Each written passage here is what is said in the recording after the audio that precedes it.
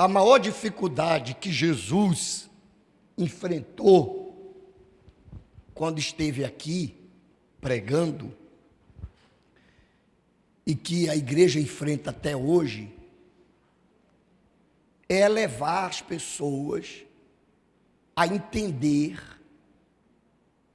que a maior obra que ele produziu na cruz para a nossa vida não diz respeito à nossa existência nesse mundo. Não se limita à cura de uma doença, à solução de um problema circunstancial, ou a conquistas de bens materiais nessa vida. A maior conquista da cruz e a maior evidência da ressurreição de Jesus é a vida eterna. É a vida após a vida. Não é só nesse mundo. Os discípulos tiveram dificuldade de assimilar isso. Isso é tão difícil de assimilar que os discípulos de Jesus tiveram dificuldade de assimilar isso. Para eles, na cabeça deles, Jesus era o Messias, o Redentor de Israel,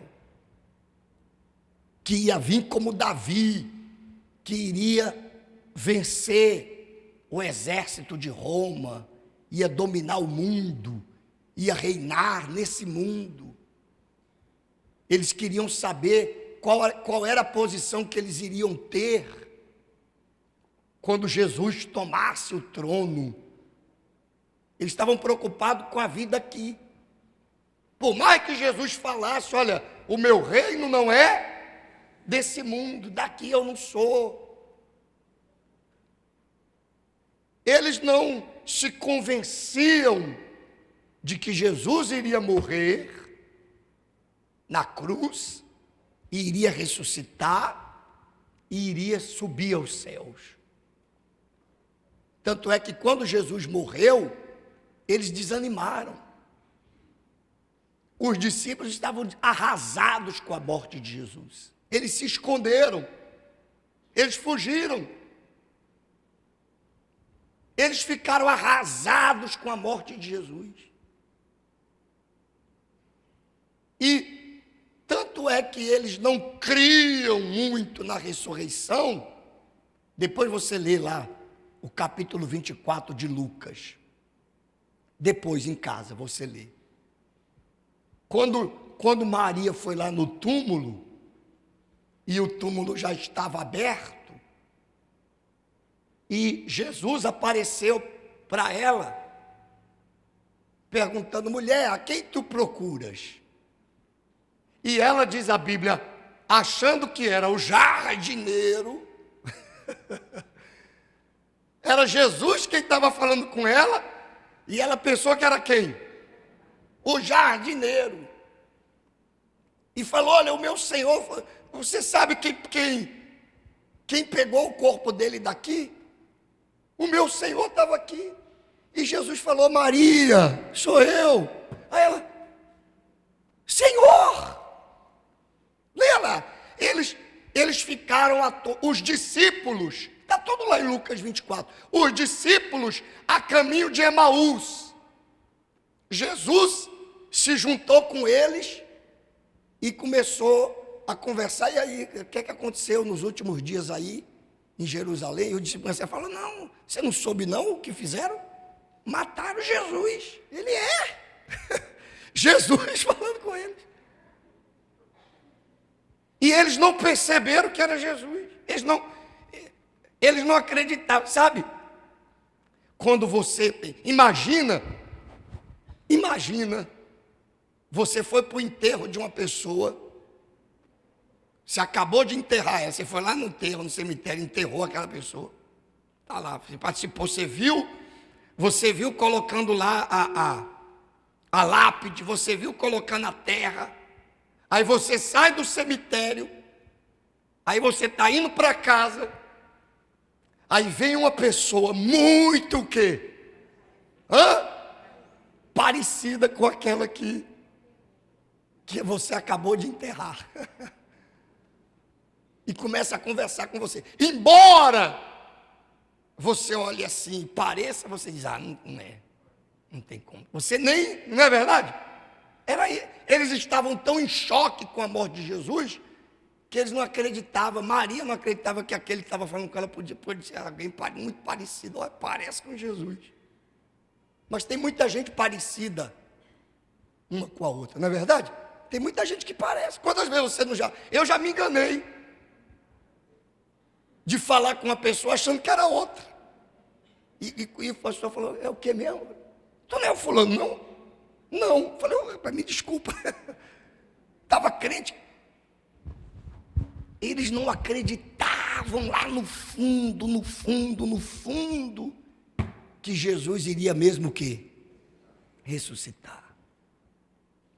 Porque eles estavam preocupados só com os negócios dessa vida. E essa é a pior dificuldade que a gente enfrenta até hoje. Porque as pessoas vivem preocupadas só com as coisas desse mundo. Elas elas demoram a despertar para o fato de que a promessa de Deus é a vida, o que, gente? Eterna. Então, vamos às 3 provas da ressurreição de Jesus. 3 provas de que Jesus ressuscitou, está vivo e vai voltar para buscar os que são seus. No capítulo 15, versículo 1, Paulo diz assim: também vos notifico, irmãos, o evangelho que já vos tenho anunciado, o qual também recebeste, e no qual também o quê? Permaneceis. Pelo qual também sois salvos, se o retiverdes, tal como vos tenho anunciado. Se não é que crestes o quê? Em vão. Então, a primeira prova de que Jesus ressuscitou é a nossa vida. As experiências que você já teve com Ele. Quem aqui, quando você chegou até o Senhor Jesus, a igreja, você era doente, muito doente, e Jesus lhe curou? Levanta a mão assim. Quem era doente, Jesus curou? Vai ficando de pé. Quem aí era doente, Jesus lhe curou? Fica com a Bíblia aberta, fica de pé com a Bíblia na mão. Olha só, você era doente, Jesus que lhe curou? Foi Jesus mesmo? Então, morto cura alguém? Alguém que está morto tem o poder de curar? Fica de pé. Você que era viciado, e Jesus lhe libertou dos vícios. Fica de pé no seu lugar. Jesus lhe libertou. Quem aqui era endemoniado? Pastor, era uma pessoa endemoniada, perturbada antes de conhecer Jesus, oprimida, depressiva, sobrecarregada. Jesus me libertou. Fique de pé no seu lugar. Quem era assim? Vivia uma vida triste, oprimida, sobrecarregada, vazia, e Jesus lhe libertou. Todos nós, se a gente for falar aqui área por área, vai demorar. Mas quem aqui você teve uma experiência com o Senhor Jesus na sua vida, a manifestação do poder dele na sua vida? Fique de pé no seu lugar, de alguma forma. É por isso que a gente está aqui, não é verdade? Olha aí, ó. Por isso que nós estamos aqui, reunidos no nome dele, porque nós tivemos uma experiência com ele. Então, a primeira prova de que Jesus ressuscitou é a sua própria vida. É a manifestação do poder dele na sua vida. Que lhe curou, que lhe libertou, que tirou a depressão, que tirou os demônios. Muitos aqui, quando chegou na igreja, manifestava com demônio, bolava no chão com demônio, não dormia à noite, tinha vontade de morrer, não tinha paz. E Jesus libertou você. Então não tem como negar que Jesus está vivo. Sua vida é prova disso. Pode sentar-se. Segunda prova, Paulo continua dizendo: porque primeiramente vos entreguei o que também recebi, que Cristo morreu por nossos pecados, segundo o quê? As Escrituras. E que foi sepultado e que ressuscitou ao terceiro dia, segundo as Escrituras. Então, segunda prova, as Escrituras, as profecias, que desde Gênesis já vinha falando, quando Abraão colocou Isaac lá no altar, já era uma representação do sacrifício, da morte e da ressurreição de quem? De Jesus. E todas as profecias da Bíblia que falam a respeito da volta de Jesus, da ressurreição de Jesus. E o próprio Senhor Jesus, deixa marcado aí em Coríntios, João, né, que eu falei, capítulo 20, Jesus falando da ressurreição, aqui em João capítulo 20, capítulo 5, desculpa, 5 ou 20 que eu falei? Eu não falei o 20 não? Lucas 20, desculpa pessoal, Lucas 20, né? Capítulo 20, versículo 35 de Lucas, Jesus falando aqui a respeito da ressurreição, ele diz assim, no versículo 35, mas os que forem havidos por dignos de alcançar o mundo vindouro, e o quê? E a ressurreição dentre os mortos, nem hão de casar, nem ser dados em casamento, porque já não podem mais morrer, pois são iguais aos anjos, e são filhos de Deus, sendo filhos da ressurreição, e que os mortos hão de ressuscitar, também o mostrou Moisés junto à sarça, quando chama ao Senhor Deus de Abraão, e Deus de Isaac, e Deus de quem? Ora, Deus não é Deus de mortos, mas de vivos, porque para Ele o quê? Vivemos todos nós. Então, assim como Abraão, Isaac, Jacó estão vivos, Jesus também está vivo. Terceira evidência da ressurreição de Jesus. Paulo continua dizendo, versículo 5, 1 Coríntios 15. E que foi visto por Cefas, e depois pelos 12, depois foi visto uma vez por mais de 500 irmãos. Na época, né, Paulo dizia, dos quais vive ainda a maior parte, mas alguns já dormem também. Depois foi visto por Tiago, depois por todos os apóstolos, e por derradeiro de todos me apareceu também a mim, como a um nascido fora de quê? De tempo. Quer dizer, as pessoas que viram Jesus. Maria viu, os discípulos lá no caminho de Emaús viram Jesus.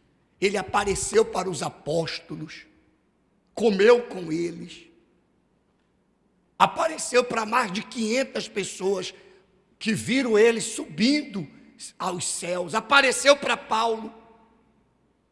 As testemunhas o quê? Oculares. As testemunhas oculares da ressurreição de Jesus. Aí lá no versículo 12, ele diz assim, ora, se prega que Cristo ressuscitou dentre os mortos, como dizem alguns dentre vós, que não há ressurreição dos mortos? E se não há ressurreição de mortos, também Cristo não o quê? E se Cristo não ressuscitou, logo é vã a nossa pregação, e também é vã o quê? A vossa fé. Assim somos nós também considerados como falsas testemunhas de Deus, pois testificamos de Deus que ressuscitou a Cristo, ao qual porém não ressuscitou, se na verdade os mortos não ressuscitam, porque se os mortos não ressuscitam, também Cristo, e se Cristo não ressuscitou, é vã a vossa fé, e ainda permaneceis nos vossos pecados. E também os que dormiram em Cristo estão perdidos. Se esperamos em Cristo só nesta vida, somos o quê? Os mais miseráveis de todos os homens. Se a nossa fé em Jesus, escuta, se a nossa fé em Jesus tiver pautada só nas coisas dessa vida, nós somos os mais miseráveis de todos os homens. Não é só nessa vida. O mais glorioso vem depois. Amém, pessoal? O mais glorioso vem depois. Abre aí um pouquinho aí na frente. Vamos ler a Bíblia. É bom a gente ler, né? Eu gosto de ler a Bíblia, não sei se vocês gostam. 1 Tessalonicenses, um pouquinho aí à frente. Um pouquinho aí à frente. 1 Tessalonicenses, ajude aí, obreiros, que esse eu não tinha pedido para o pessoal abrir, não. 1 Tessalonicenses, capítulo 4. A morte não é o fim.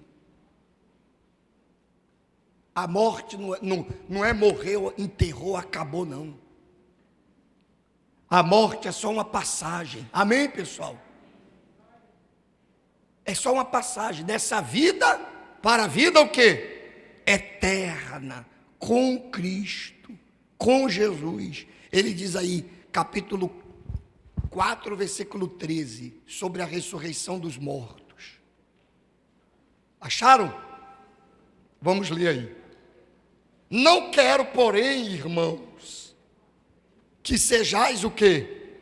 Ignorantes acerca dos que já dormem, dos que já morreram, para que não vos entristeçais, como os demais que não têm o quê? Que não têm esperança de salvação, que não têm esperança da ressurreição. Porque se cremos que Jesus o quê?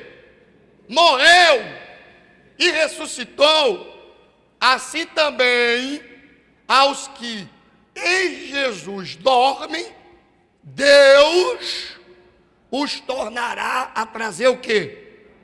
Com Ele. Dizemos-vos, pois, isto, pela palavra do Senhor, que nós, os que ficarmos vivos para a vinda do Senhor, não precederemos os que já morreram, porque o mesmo Senhor descerá do céu com alarido e com voz de arcanjo e com a trombeta de Deus, e os que morreram em Cristo, o quê? Ressuscitarão primeiro.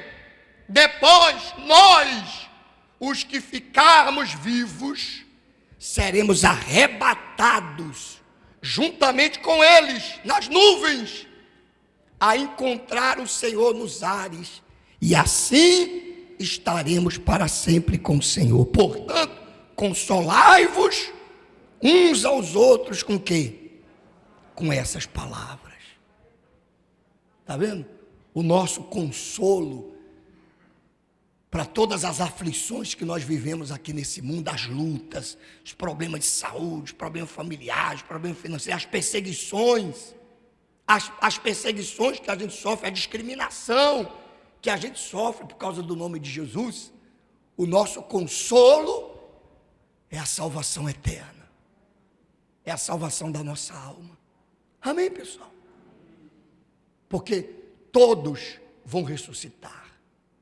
Jesus falou lá, para terminar, e a gente participar da Santa Ceia. João, abra lá agora lá em João, capítulo 5. Falando da ressurreição. João 5, 28. Olha que forte que Jesus está falando agora. Acharam aí? Não vos maravilheis disto, disse Jesus, porque vem a hora em que o quê? Todos os que estão nos sepulcros ouvirão a sua voz, e os que fizeram o bem sairão para a ressurreição da vida, e os que fizeram mal para a ressurreição da condenação. Quem morreu com Jesus não será julgado. Quando a pessoa morre com Jesus, morre salva, os anjos de Deus vêm e levam ela para o reino de Deus. E ela passa pelo tribunal de Cristo. O que é o tribunal de Cristo? É onde ela vai receber o galardão pelo que ela fez para Jesus aqui. Se ela foi uma pessoa que ganhou almas, se ela dedicou a vida a viver em santidade, então ela vai receber de Jesus o galardão. Ela passa pelo trono de Cristo nos céus, ela recebe o seu galardão e ela vai viver eternamente com Jesus. Amém? É isso que acontece quando uma pessoa de Deus morre. Então, quando um cristão morre, está ali só o corpo. Essa roupa, isso aqui é uma roupa que a gente tem. Mas essa roupa vai voltar para o pó, mas você vai receber outra. Paulo fala lá, leia, por favor, pessoal, leia todo o capítulo 15 de 1 Coríntios. Leia todo o capítulo 4 de 1 Tessalonicenses. Medita nisso daí. Paulo fala que nós vamos receber corpos espirituais. Existe corpo carnal, corpo espiritual. Quando nós sairmos desse corpo, nós vamos receber um outro, igual ao de Jesus quando ressuscitou. Igual ao corpo que Jesus ressuscitou. Mas os que morrerem sem Jesus, os que morreram no pecado, os que morreram na incredulidade, esses vão passar pelo trono do juízo, que ele fala lá em Apocalipse. Desculpa aí, mas o Espírito Santo está me impelindo a ler aqui a palavra. Vamos lá em Apocalipse, capítulo 20. Apocalipse, capítulo 20, é o último livro da Bíblia. Abra aí, para você ler comigo, antes da gente participar da Santa Ceia. Para que você não tenha dúvida, para que você leve a sua vida com Deus a sério. É muito mais do que ser membro de uma igreja, é muito mais do que ser obreiro da igreja, é muito mais do que ser pastor, é muito mais do que resolver problemas, seus problemas. A sua fé em Jesus não se resume a essa vida aqui, ao cotidiano dessa vida, aos problemas dessa vida. É muito mais, é além, é eternidade. O Evangelho trata de vida eterna, ou morte o quê? Eterna. Não brinque, não fique dentro da igreja de brincadeira. Não leve a fé na brincadeira, na esportiva. Não demole, é a sua alma. Jesus ressuscitou e todos que morrem também vão o quê? Ressuscitar. Ele foi o primogênito. Paulo diz lá em 1 Coríntios 15, 20, que ele foi o primeiro a ressuscitar dos mortos. E todos nós também vamos, provavelmente, todos nós vamos enfrentar a morte, porque ainda faltam muitas profecias se cumprirem para o arrebatamento. Então, provavelmente, muito provavelmente, todos nós vamos enfrentar a sepultura. Todos vamos morrer de uma forma ou de outra. Eu vou morrer, você vai morrer. Volta e meia a gente recebe a notícia aqui de alguém que morreu. Eu estava vendo um vídeo aqui da igreja, de uma reunião que teve aqui, e eu estava falando com a minha esposa, apontando as pessoas que já morreram. Eu falei para a senhora, falei, essa senhora morreu, Sara. Aquela ali morreu, aquele ali já morreu, aquele outro já morreu. Eu fiquei apontando as pessoas que estavam aqui, e que já não estão mais, morreram. Morreram, mas o quê? Ressuscitaram. E estão com Jesus. Estão com Jesus, porque eram pessoas que estavam aqui buscando a Deus, dando bom testemunho. Amém? Estão na glória, perderam nada. Não perderam nada. Quem fica chorando é a gente aqui. Mas quem foi para os braços de Jesus, pergunta se quer voltar. Mas morreram. Muitos morreram. Esses 2 anos e pouco que eu estou aqui, vai fazer 2 anos e meio que eu estou aqui. Muita gente se foi para a glória, graças a Deus. Para a glória. O problema é quando morre sem o quê? Sem salvação. Então todos nós vamos enfrentar a sepultura. Muito provavelmente, se Jesus não voltar. E ele diz lá em Apocalipse, capítulo 20, versículo 11. E vi, agora é para quem, agora é os que morreram sem o quê? Sem Jesus, sem salvação. Aí ele diz, e vi um grande trono branco, e o que estava sentado sobre ele, de cuja presença fugiu a terra e o céu, e não se achou lugar para eles. Está vendo? As pessoas que vivem fugindo da verdade, se escondendo, no dia do juízo ninguém vai se esconder. Não tem como fugir. E vi os mortos, pequenos e grandes, que estavam diante de Deus. Pequenos e grandes não é em estatura, não. É os anônimos e os famosos, né? Aquelas pessoas, reis, rainhas, atrizes, atores, cantores famosos, aquelas pessoas que para esse mundo eram celebridades. E os pequeninos, as pessoas comuns. E abriram-se os livros. E abriu-se outro livro que é o quê? O livro da vida. E os mortos foram julgados pelas coisas que estavam escritas nos livros.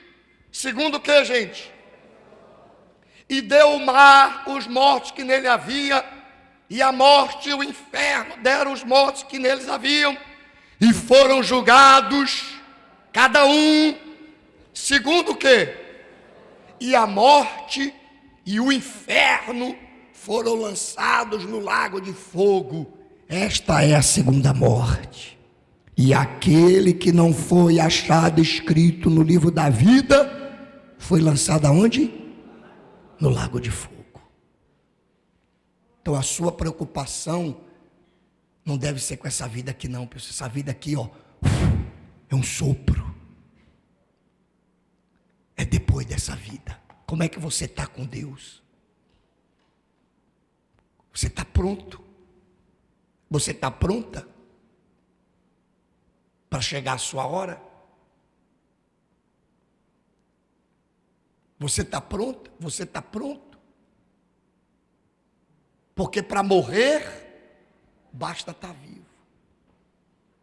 Basta estar vivo. Eu não sei por que eu estou... Você vê que o Espírito Santo está a mim.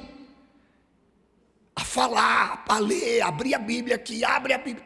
Para abrir, talvez o Espírito Santo esteja querendo abrir o entendimento de alguém aqui que está perto de... É verdade.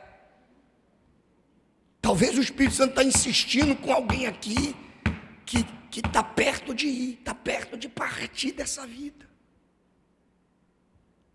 E Ele está lhe dando nessa manhã mais uma chance nessa Santa Ceia, talvez a última chance de você tirar os medos, tirar as dúvidas, deixar o pecado, se entregar a Ele, se batizar nas águas. O batistério está aqui cheio, ó. Eu te batizo com o maior prazer quando acabar aqui o culto. Entregar a sua vida para Jesus, deixar as ilusões desse mundo, deixar as fantasias desse mundo, largar o pecado. Porque ele diz aí, capítulo 21, versículo 8. Olha o que diz aí. Um pouquinho aí de Apocalipse, um pouquinho na frente, Apocalipse 21, 8. Mas quanto aos covardes, e aos incrédulos, e aos abomináveis, e aos homicidas, e aos fornicadores, e aos feiticeiros, e aos idólatras, e a todos os mentirosos, a sua parte será o quê? O lago que arde com fogo e enxofre, que é o que, gente? A segunda morte. Abra seus olhos. Vamos lá, 1 Coríntios, volta lá em 1 Coríntios, capítulo 6, 1 Coríntios capítulo 6, versículo 9, o apóstolo Paulo diz assim: não sabeis que os injustos não hão de herdar o reino de Deus? Não erreis, nem os fornicadores, nem os idólatras, nem os adúlteros, nem os efeminados, nem os sodomitas, nem os ladrões, nem os avarentos, nem os bêbados, nem os maldizentes, nem os roubadores herdarão o reino de Deus. E é o que alguns têm sido. E é o que alguns têm sido. Mas haveis sido lavados, mas haveis sido santificados, mas haveis sido justificados em nome do Senhor Jesus e pelo Espírito do nosso Deus. Então é hora de você se lavar. Se você assim tem sido, como Paulo diz aqui, é hora de você se lavar, é hora de você se santificar, é hora de você se justificar, pelo nome de Jesus e pelo Espírito do nosso Deus, que vai ser derramado aqui nessa manhã agora, e vai lhe lavar através do sangue dele e da Santa Ceia. Agora a decisão é sua, agora é contigo, meu caro, agora é com você. Você já não é mais inocente. Você já não é mais inocente. Se você morrer sem salvação, você não pode alegar: eu não sabia, ninguém leu a Bíblia para mim, ninguém me mostrou isso na Bíblia. Você hoje ouviu aqui toda a verdade. Toda a verdade foi anunciada para você, dentro da palavra de Deus. Você não é inocente. Você é responsável pela sua alma. Você não vai poder culpar ninguém pela sua perdição. A sua salvação é sua responsabilidade. A minha alma é minha responsabilidade. A sua alma é sua responsabilidade. É de sua responsabilidade vencer a tentação. É de sua responsabilidade manter limpo o seu coração. É de sua responsabilidade se manter longe do pecado. E como nós não temos em nós mesmos condições, Ele nos proveu o Espírito Santo. Por isso que Jesus enviou o Espírito Santo, para nos ajudar, amém? Para nos auxiliar, para nos fortalecer.